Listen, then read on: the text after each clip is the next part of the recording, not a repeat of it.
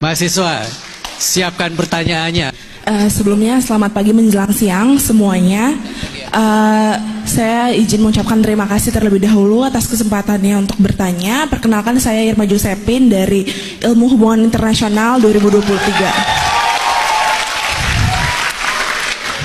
Sebelumnya dari pemaparan sampai tanya jawab oleh para panelis pada hari ini, Pak Anies Baswedan seringkali menyebutkan kata kesejahteraan dalam jawaban maupun pemaparannya.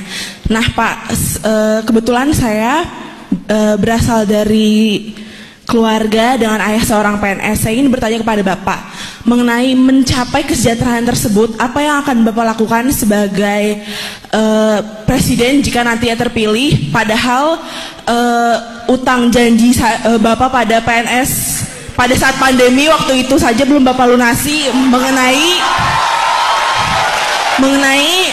pinjaman gaji para PNS yang Bapak gunakan untuk menangani pandemi pada saat itu. Beberapa PNS menyatakan bahwa beberapa persen dari gaji mereka belum dikembalikan oleh Bapak. Jadi bagaimana pertanggungjawaban Bapak nantinya untuk hal tersebut dan untuk kesejahteraan Indonesia ke depannya? Terima kasih. Yang kedua. Pak, yang Anies, kalau panelis-panelisnya yang bertanya saya agak tenang. Kalau mahasiswa yang bertanya saya nggak begitu tenang nih Pak Anies. Udah bener Pak, begini Pak. Sudah seharusnya seperti ini. Ya, harus begini ya. Betul. Harus begini. Terima kasih. Silakan Pak Anies. Ya. Di sini letak serunya kampus, Bu. Jadi ada kebebasan berekspresi. Nah, dari namanya Septi ya. Septi, terima kasih atas pertanyaan itu. Saya ingin ceritakan bagi yang tidak tahu konteksnya tentang pertanyaan gaji ASN PNS yang ditahan. Bicara kesejahteraan, bicara ini. Saya ingin sampaikan, ketika terjadi pandemi, pemerintah daerah, termasuk pemerintah pusat, harus melakukan penggeseran anggaran. Untuk apa? Untuk membantu penanganan COVID. Dua aspek. Aspek kesehatan dan aspek jaminan sosial. Kenapa jaminan sosial? Karena warga diminta untuk di rumah. Dengan warga diminta untuk di rumah, maka mereka tidak bisa banyak sekali warga yang tidak punya pendapat rutin. Mereka yang pendapatannya harian otomatis hilang pendapatannya. Yang pendapatannya bulanan, mereka masih bisa mengandalkan gaji, pekerjaannya masih dipertahankan. Ya. Nah, di Jakarta, jumlah penerima bantuan sosial Jakarta itu jumlahnya 900.000 yang normal. Ketika terjadi pandemi, maka tukang bakso tidak jualan, kaki lima tidak jualan, nggak jualan, semua itu berada di rumah. Yang asalnya 900.000 yang harus ditanggung oleh pemerintah karena berada di dalam posisi tidak punya pendapatan yang cukup, itu meningkat angkanya sampai sekitar 2,4, sesudah itu menjadi 1,6 karena kemudian ada penyesuaian terkait dengan perubahan kondisi mereka. Bantuan sosial yang 900.000 itu 900.000 keluarga terima, lalu berubah menjadi 2,4 juta yang harus terima. Itu artinya 2/3 penduduk Jakarta harus diberi uang oleh pemerintah, harus diberi bantuan sembako oleh pemerintah. Oke. Jadi saya sebagai gubernur pada waktu itu mengumpulkan ASN dan saya membuat rekaman, kalau boleh Bung ke BEM, dan itu saya berikan nanti link rekaman, Anda lihat rekamannya. Pada waktu itu saya berbicara pada seluruh ASN. Sekarang ini ada uang nilainya 1,6 triliun mau dipakai untuk 60.000 ASN atau mau dipakai untuk menghidupi 2,4 juta keluarga di seluruh Jakarta.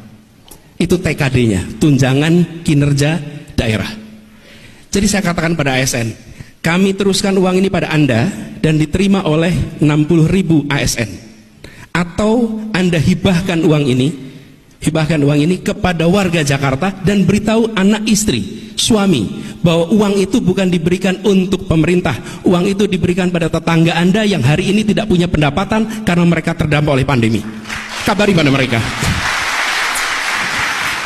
Kabarkan pada mereka bahwa ini adalah bantuan sosial dari Anda untuk mereka.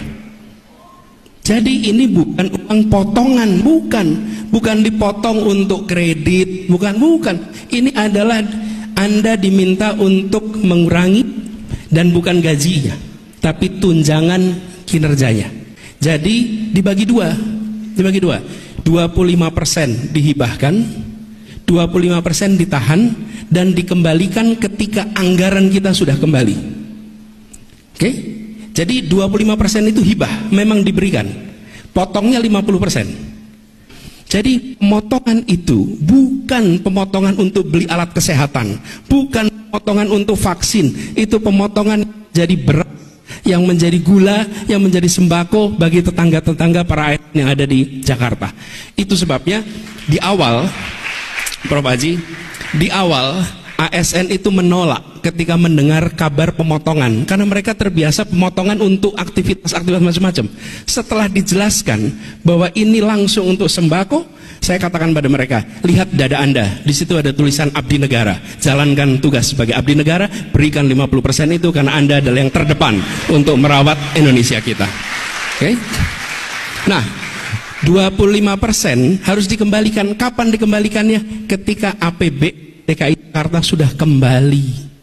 Kenapa? APBD kita 80 triliun, kontraksi, kehilangan kehilangan tinggal 48%, kehilangan 52%. Anda bayangin, tidak pernah ada dalam sejarah.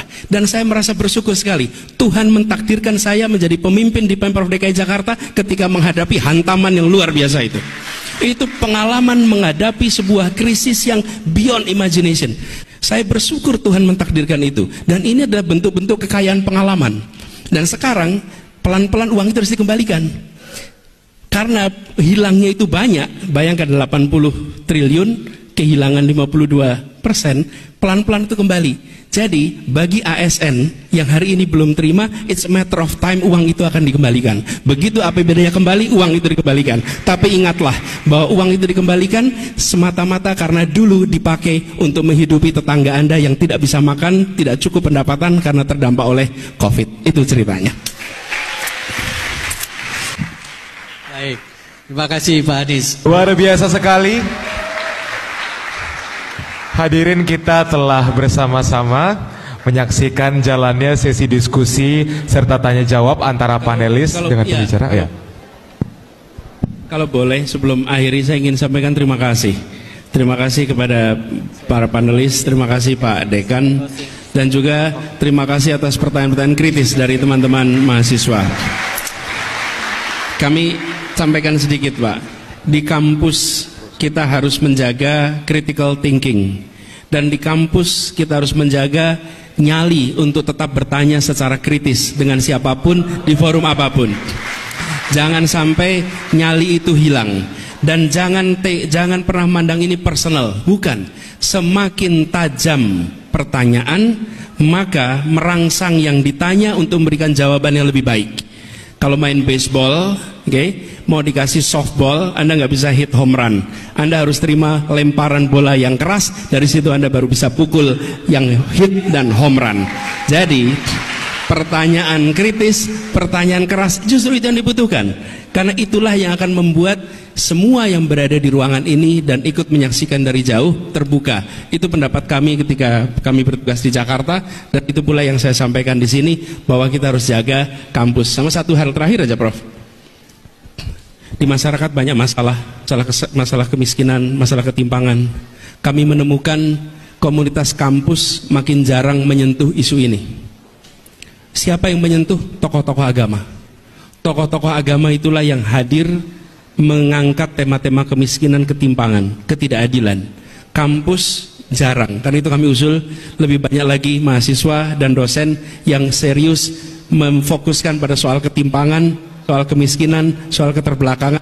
Karena itu hari ini yang sedang dibutuhkan juga oleh masyarakat kita. Terima kasih. Terima kasih.